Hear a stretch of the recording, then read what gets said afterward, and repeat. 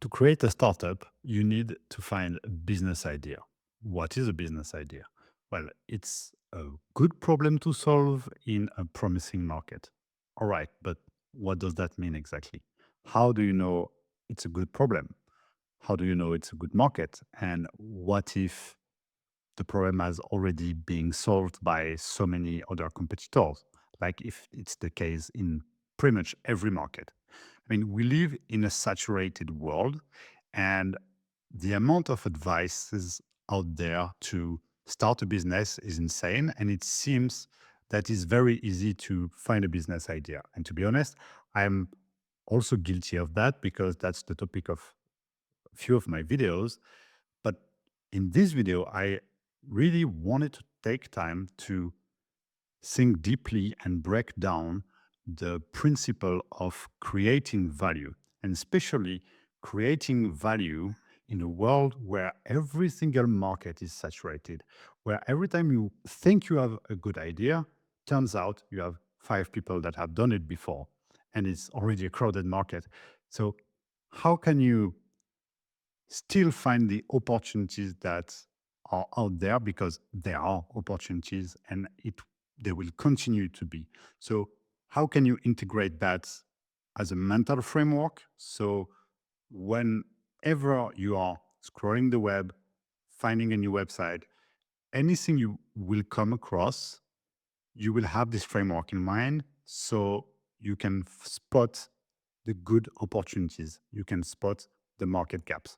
So if that sounds good to you, then let's go into it right now. First of all, let's define what is a market gap. To make it very simple, you can think of it as a very good business idea. But let me read to you this definition, and we will come back to it at the end of this video, and it should become a lot more clear than it will now. But let's read it right now. So, a market gap is the bridge between what exists and what people truly need or want. It's a chance to solve a problem or bring something new to a market where current solutions don't work well, don't exist, or fall short of customer expectations. A market gap can come from unmet need, overlooked segment, behavioral changes, new business models, or emerging technologies. That might sound a little bit confused, but bear with me. We move on to the next step, which is to look at how traditionally founders look at finding business ideas. This is probably, and you probably already have heard about that many times, but this is the main mistake that most founders, especially technical founders that want to build a solution um, before validating an idea. This is the mistake they are mostly making. So the idea is, okay, I want to build a solution, then I'm just making sure there is a problem, and then I look for who can I set it to. So basically, if you want an example, let's build an e-commerce platform. Yeah, sure, people need an e-commerce platform, but too bad, the market is saturated. I mean, who can compete with Shopify right now? Unless there is a huge change in the world, or unless you have billions of dollars to invest. Anyway, that's the basic mistake you absolutely want to avoid. Now, let's have a look at a different approach which works pretty well. Looking at the problem, then finding the market, then finally build the solution. So, for the example, it's very hard to create good creatives for meta advertising. So, you just realize that a lot of people are struggling for that. Turns out e-commerce brands struggle a lot with that, and the current solutions suck. So, you realize there is a problem, and you find out that by doing market research that a lot of e-commerce brands are struggling with that. Okay, cool. So let's create the best platform for e-commerce brands to generate creatives based on their existing assets. That sounds like a good business idea.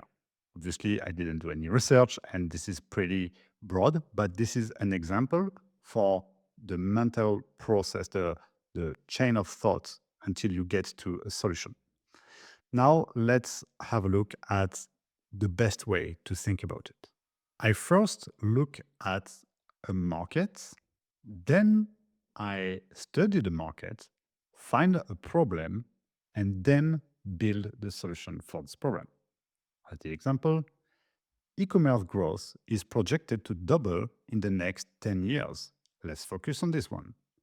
Turns out, e-com entrepreneurs are struggling with stock forecasting. Cool.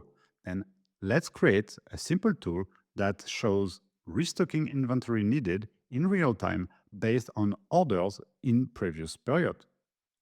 This is a very accurate problem for a very specific market. And it's impossible. I am from e-commerce. That's why I know that. I found myself in the position of looking for such a tool and I couldn't find something really good. Obviously, it exists. But typically, this is something that is impossible to find if you are not already studying the market. That's why when you decide I go into the e-commerce market, then you start studying the market, finding the different problems, talking with people within the market in different ways that I already explained in different other videos, and that I will continue to explain how you can talk to the right people at scale. But that's not the topic of this video. The point here is that if you gather enough information, and there are plenty of informations out there, if you gather enough information, then you can find that. So this kind of idea, to go back to this one, is pretty easy to come up with. And if it's easy to come up with, it means that plenty, thousands, if not hundreds of thousands of people are coming up with the same idea. But when you start looking at the market and going deep and deep into the real struggle that entrepreneurs or your potential customer is facing, then you start coming up with insights from the market and you start narrowing down what kind of business idea really could work. All right, so that's for the traditional approach. Now we are going into the very interesting part, the new value creation. First, let's have a look at how to create new demand, something that is not existing yet. And the core principle stays the same. As you can see, you have market, problem, solution. The same thing as we have seen just before. But you have something additional, the new paradigm. What is a new paradigm? This is something that is happening in the world that is not coming from you, but that drastically changes the way things go. And it could be so many different things. So let's have a look at the list I created. And here are all different examples just to illustrate what it could be. So the most obvious is a new technology. And you are probably aware that AI came around a few years ago and it has already drastically changed the business landscape. But that's not it. This is not like AI is a new paradigm. It is indeed, but you have many other new paradigms. For example, the idea of vertical LLM. At some point in the past years, it has been very easy to train a model on your data. This allows companies to train a model specifically for a use case. That wasn't possible only with AI. It was possible with AI plus the ability to train a model. Another example that I didn't put here, but could be a new, or not even a new, but let's take one that is very familiar. GPT vision. I mean, the vision model from OpenAI that can see that can recognize a picture. Basically, you do that easily in ChatGPT. This already has been something that that is considered as a new paradigm, something we couldn't do before. But there is another one, which is when this becomes available through an API, which means you can create systems, create tools, code that is using this system, then the amount of potential use case is unlimited. But still, when you get to this technology, you still need to find a market, within this market to find a problem, and then and all of that becomes your solution. The solution is not only the new technology, the solution would be the new technology coupled with a market that could need it to solve a problem that they actually have. But it all starts by this new technology. And that's why it's new value creation, and you are creating new demand. You are selling something that didn't exist before. Let's move on to the other paradigm. New trend. This is, it's more, if you know about market desire, big market desire, mass market desire. Let's say Google Trend. You're probably familiar with Google Trend, but you can see how people are searching for something. And you can see that sometimes people start searching more for a specific thing. For example, a few years ago, meditation was one. So at some point, there is a catalyst, something, it could be, um, um, sorry if I pronounce wrong his name, but Dr. Huberman, the podcaster, is that has been the catalyst for a new way to live, like more healthy, more aware of your health, and that has created a new paradigm for businesses to thrive from. Meditation has been one, and any new way of thinking in the markets is a new paradigm that creates new markets that have new problems that you can build a solution for. Then you also have more short time trends like TikTok trends. Now it goes so fast for a trend to start and to go down. That's why I prefer to look at long-term trends rather than very high growth and going down. But TikTok is something. For example, there is a YouTuber that I came across that has created an app about how to stop vaping. Why? Because he found the trend on TikTok and he was experiencing this problem. So he said, let's create an app. And it worked. It worked because he found the trend there and he promoted it there. And people wanted that because that was the solution to their current problem.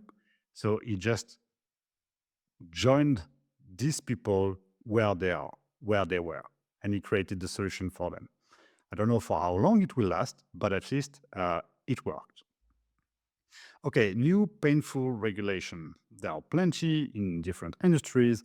For example, GDPR. I don't know the English version. I'm aware of the French one, but I think this one is the privacy, especially in Europe, that have had created such a mess for businesses. Basically, suddenly you needed uh, to have the cookie banner to explain everything to your customers, to have so many restrictions, how you keep the data of your customers.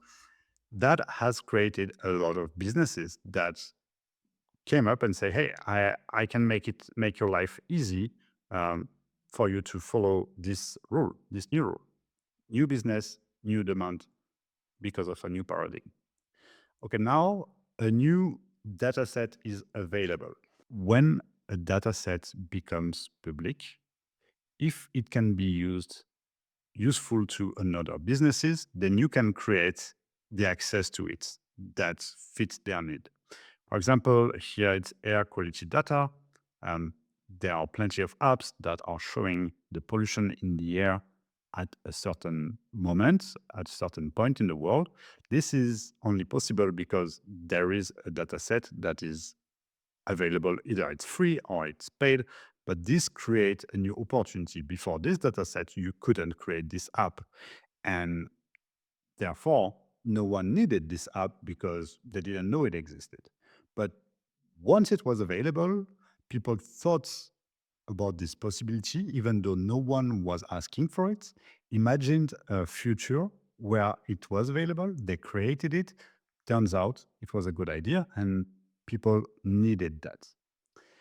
I just put AI scrapping here as well. It's not specific example, but it's more that you can use AI and use scrapping tools, not even only AI, but to create your own data sets just by scrapping the web and then use these data sets to create a business from. Okay, new insights or belief. This is not really a complete paradigm, but it's more from a personal understanding. A personal vision of the future, as I mentioned just before.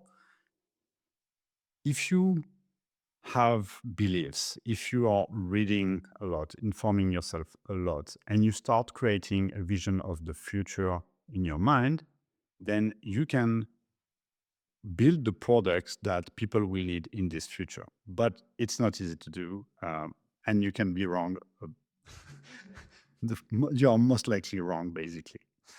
Or you can also have, I don't even know if I can say that, an insider insight, whatever.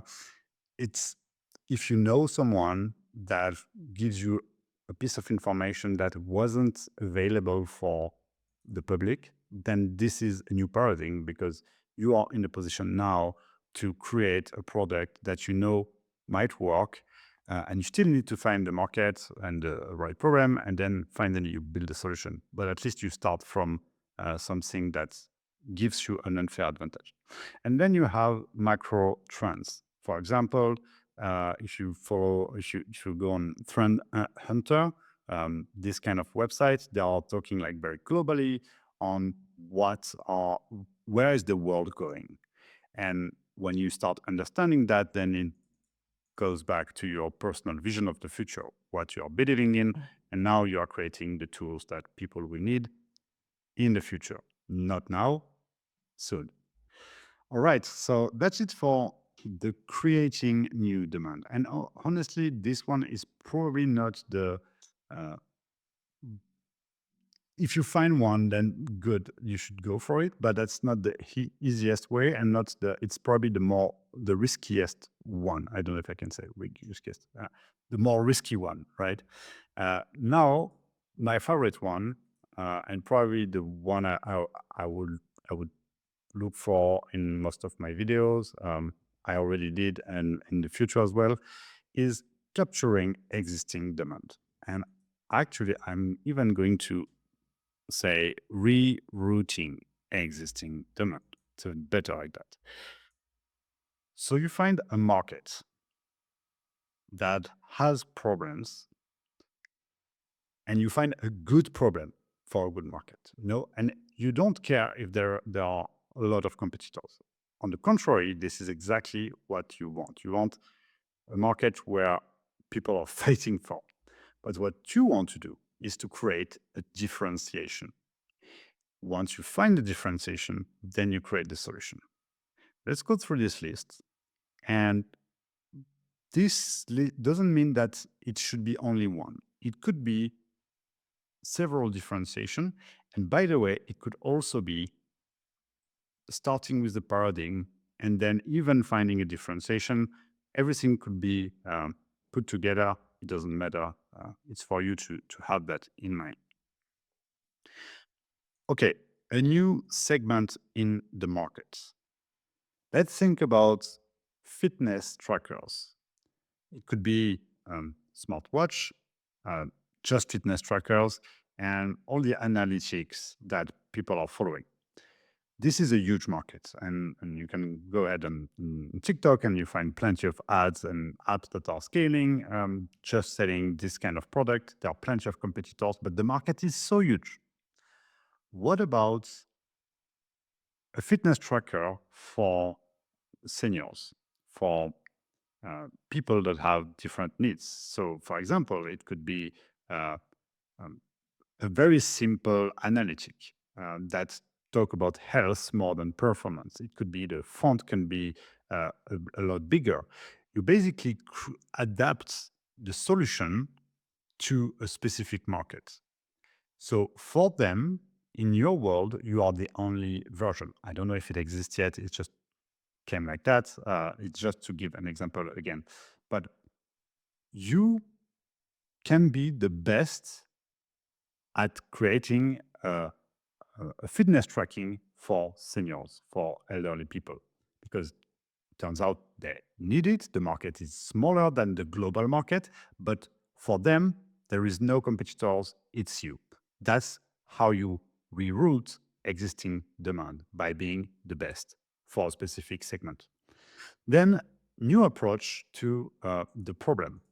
This one is pretty big and there are different subcategories. So let's start by a new business model. I'm going to record a video just about business models because, especially for SaaS founders, generally it's subscriptions without really thinking through it. But there are plenty of different business models. And just to give two examples, pay-per-use is something that is growing and growing. People are sick of subscriptions. So, for example, if all the competitors in your market are selling subscriptions, then if you come up with a pay-per-use, you are rerouting the demand, because I am exactly that. I don't like subscriptions, so I don't care about paying more, but I just don't want to have in mind that now I'm going to pay every month for how many years, I don't know. So just that, for me, position the business that is offering that as the best solution. And it's not a big change, it's just a business model change. But then you also have something more radical, like free plus affiliate. Basically, you don't charge anything, but then you are going to find a way to get the money back by using affiliate marketing, by generating business for other businesses. Um, I don't want to go into details in here, and it will be the topic for the video about business models, but just the fact of changing the way you monetize is a way to reposition yourself and reroute just a part of the demand to you in a saturated market. New marketing. This one is you shouldn't because it's tough and you need to be really good. But that's very obvious example is liquid death, which is basically water that is scaling like crazy just because of marketing, because they are good at it. So if your industry is completely boring, then being the cool kid in the industry could be a way to differentiate. You can have the same solution, but if you have the better message and it's more entertaining and you educate the customer, then you are already completely different than your competitors and you can win. But be careful with this one. New technology now. This is pretty similar to this one, new paradigm. Basically, you can, it's pretty similar, but the approach is different. Now it's more like, okay, I found the market in demand, I found this problem, a lot of people have it, and there are a lot of competitors. What are the competitors doing that I can do differently because of a new technology? We talked previously about new large language model that can help me obviously uh, to deliver more value to the customer. Another example could be a more simple technology like GPS. I don't know, I didn't plan that and made research, but if you just take the example of the fitness tracker for senior, then maybe you can include a GPS. So I don't, there is a system that alerts the family. You know, it's just you add something new with another technology to differentiate yourself from the competition. Then you can also create a new experience. A very good example here is Duolingo, which I love and I use. And this Duolingo is basically like learning a language, and that's actually not new. That's it's even pretty old, but the experience Duolingo delivers, good or bad, You decide, but the experience that they deliver is completely different. Now it's a game. Now I can do it every day. I gain points. I can share it with my family and everything. They didn't change the core things. They didn't even find a new segment in the market. Uh, there isn't really a new technology. I mean, that's just code basically. They just changed the approach of delivering the experience, delivering the value. All right, so that's it for the new approach to the program. Now, let's talk about a new premium version. There was this example. I didn't check it out, but if it's true, it's really cool. Is when the founders of Airbnb were struggling at some point, then they went ahead and meet their customers, and they were asking, so what is a three-star experience? And so they're like answering, so yeah, it's a, I don't know, it's just it's fair enough, but it's not that keen. Okay, what's a five-star experience? Well, a five-star is cool. I have it's what I expected. I'm happy with that. But in their mind, it was like, no, I don't. If I have a five-star experience, then basically no one will share that. It's not something you really you want to talk about. You want more than that. So they went ahead and, okay, what's a six-star experience? What's a nine-star experience? What's 10? What's 11-star experience? And then they went crazy, like, okay, they come to pick me up at the airport, and there is a parade, and everything is crazy. Obviously, they never built that, but the mental framework of thinking, how can I get 11 star to deliver the same service as everybody else is fighting to win? Then if you just try to build the 11-star experience, that's already a differentiation, because no one thinks about that. Everybody thinks about, how can I acquire customers in a better way? How can I reduce my cost? Uh, but no one thinks of, it doesn't matter the price. How can I make it incredible so people will share it? That's another one. And lastly, you have also the new acquisition channel. Pretty straightforward. Also, I don't know. Let's say you have a boring business that owns the market, but that generates all the traffic from SEO, for example. Then you can be the one that is taking over on YouTube, because you turns out people are looking for it on YouTube too. So you don't bother writing blog articles from the get-go. You know that everything will be video. Or you can be the one on TikTok, or you can be the one that is reaching to every micro influencer or everything. You just uh, find a big market, find a place where it's not promoted enough, and you decide to own this place. So you are not innovating on the solution, not in the segment. You're only innovating on the way to acquire customers. All right. So I hope it makes sense so far. Uh, we are done with the rerouting demand and all the examples. So you have understood that it's the exact same principle. It's just that the change factor is put at a different place. And you might be wondering, what is this red sentence? It's kind of a trick that you can use for basically everything. Something that tells you, are you on the right path? When you decide to go for a business idea, then ask yourself, can I be the best in the world for that?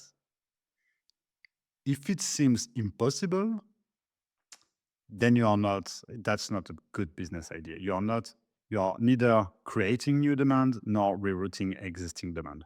Because for all the examples that I gave you, if you ask, can I be the best in the world?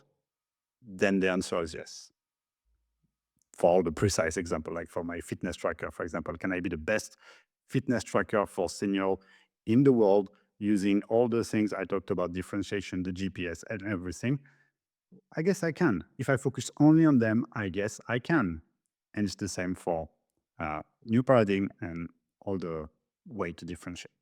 All right, so we reached the end of this video. And as I told you, let's have a look again at the definition of a market gap now. A market gap is the bridge between what exists and what people truly need or want. That's important. It's need or wants. Maybe that. Oh, no, actually, that's funny because I just realized that I could have written differently. That people truly need or want or will need. Exactly. It's a chance to solve a problem or bring something new to a market where current solutions don't work well, don't exist, or fall short of customer expectations. A market gap can come from unmet needs, overlooked segments, behavior changes, new business models, or emerging technologies. I just realized, and I am simply going to tell you because I didn't include it here. uh, there is also another one that could be here is sometimes you will find businesses that have a huge demand, but the customers are not happy. And this is what it means here. A market that don't work well, solutions that don't work well. This one we haven't talked about it, and you can find a lot more in my video that's called Trustpilot, how to find hidden niches. It's all about that, but that's not exactly creating new demand, and that's not exactly rerouting existing demand. But I hope that this definition now makes more sense at the end of this video, as I promised at the beginning. If it's the case, please let me know. Just tell me in the comments, did you learn something or was it just boring here listening to me rambling about that?